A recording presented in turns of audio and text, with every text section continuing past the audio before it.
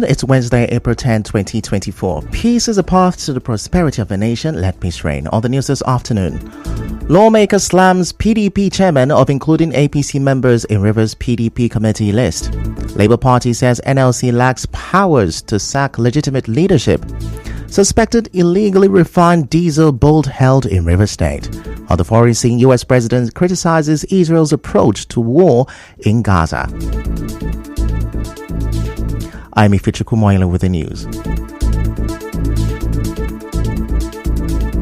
A federal lawmaker, Ikenga Ogochinyere, has criticized the PDP national chairman, Omar Damagum, for allegedly including the names of APC members as members of the PDP caretaker committee in Rivers State.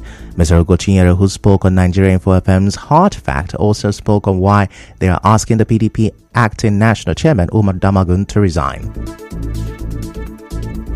The essence of opposition is to enrich governance, constructive criticism, helping government to get the right thing done. We cannot do that way, bed with them and sleeping with them, and you don't find anything wrong with what they are doing. Have Omar Damagu said a word about anything in this country since the last general election? Everything is perfect in the country. He doesn't read the issue of the hike in electricity, increment, the fuel issues, the insecurity in the country. This man is not a national chairman, he's an agent. And that is why we said for peace to reign and for PDP to be on the path of it to be being rebuilt, that Omar Damagu should be thrown out if he refuses. We cannot have PDP APC.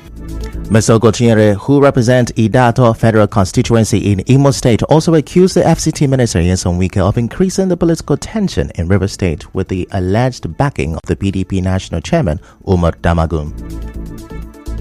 You now want to hide inside the PDP and you keep putting fire under the bed to burn down the whole place, and then you say this is politics. That is not politics. There is no opposition party anywhere in the world that allows that kind of thing to happen in their own party. Now you have acting national chairman, Omar Damagu, who does not see anything wrong. That those who call themselves PDP in name, but APC in paper somewhere and action is destroying your own party, and you are still meeting with them. This is the highest thing you can do in a political party, which is the height of political treason in any party democracy. Is to stay in a political party and publicly be truncating and saying that over your dead body shall your party no peace. Recall that on Monday, Mr. Ogochinyere led 59 other members of the House to call for the resignation of the PDP national chairman, whom they accuse of working for the APC. However, the minority caucus of the House of Representatives disowned the lawmakers, saying the Ikenga Ogochinyere-led group is unknown to Parliament and does not represent the views of the caucus in the House. This was contained in a statement signed by the minority leader, Kingsley Chinda from Rivers State, and an ally to the FCT minister, Deputy Minority Leader Ali Madaki of the NNPP in Kano State, Minority Whip Ali Isa, and George Ozodinobi of the Labour Party in Anambra State. Moving on, the Labour Party has issued a warning to the Nigeria Labour Congress (NLC) against hijacking the political platform, saying it lacked the power to sack the Julius Abure National Working Committee.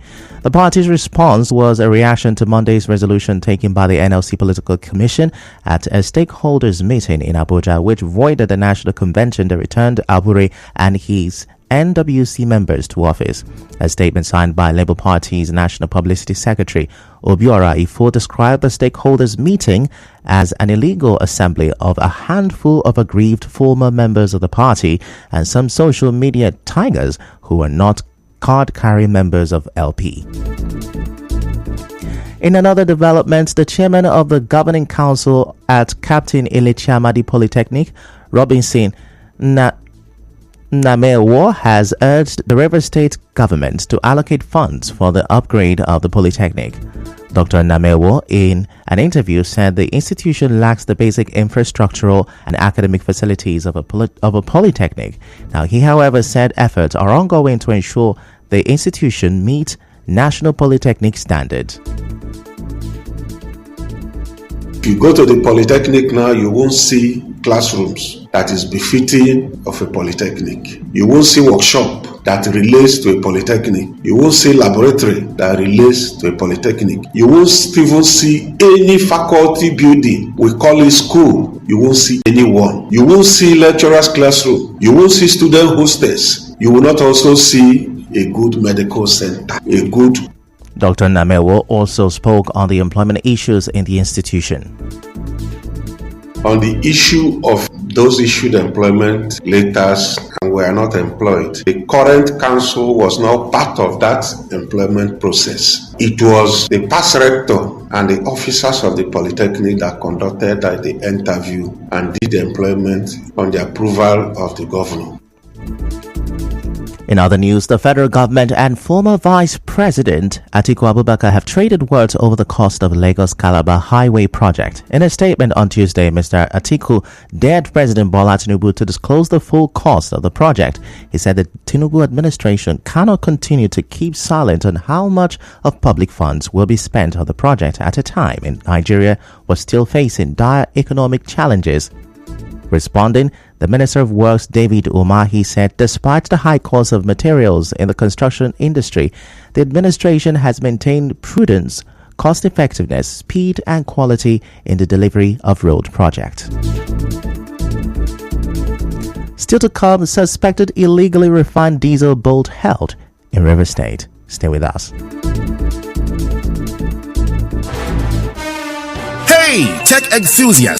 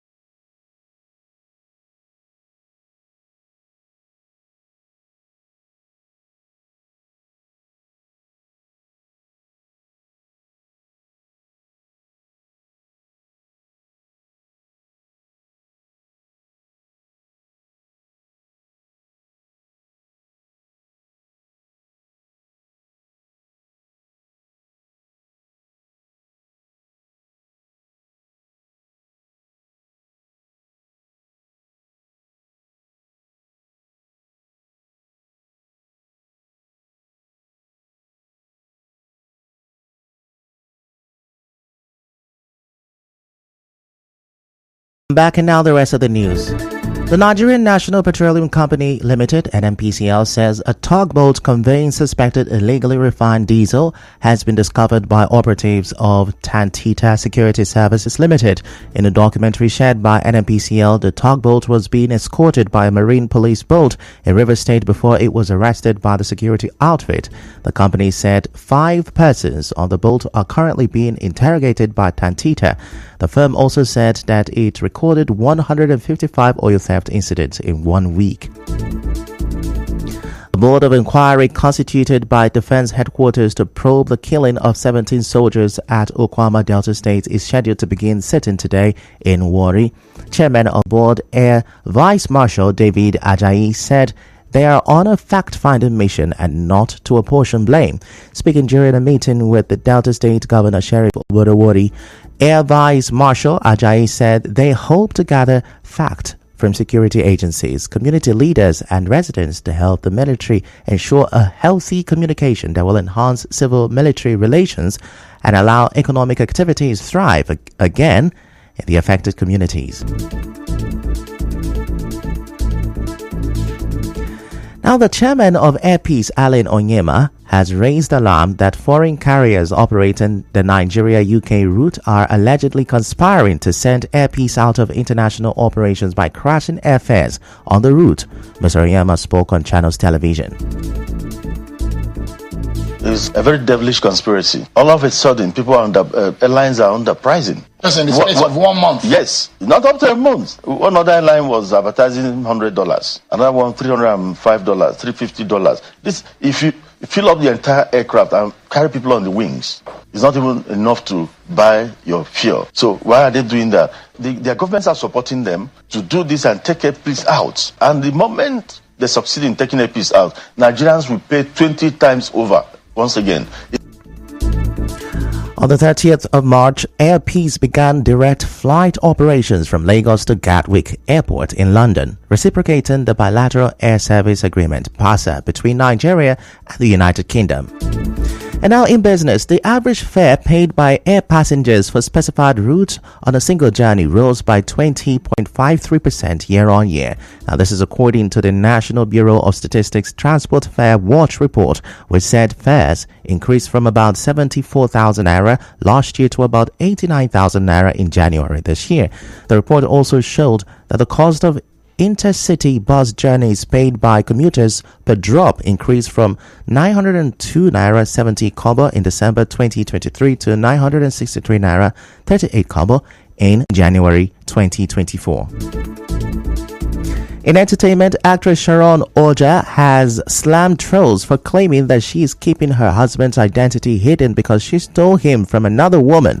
The actress responded saying her husband belongs to nobody. In sports, Super Falcons have qualified for the 2024 Paris Olympic Games. It is the first time in 16 years Nigeria beat South Africa 1-0 on aggregate to reach the Summer Olympics. And now we'll bring you news from around the world. U.S. President Joe Biden says Israeli Prime Minister Benjamin Netanyahu's approach to the war in Gaza is a mistake.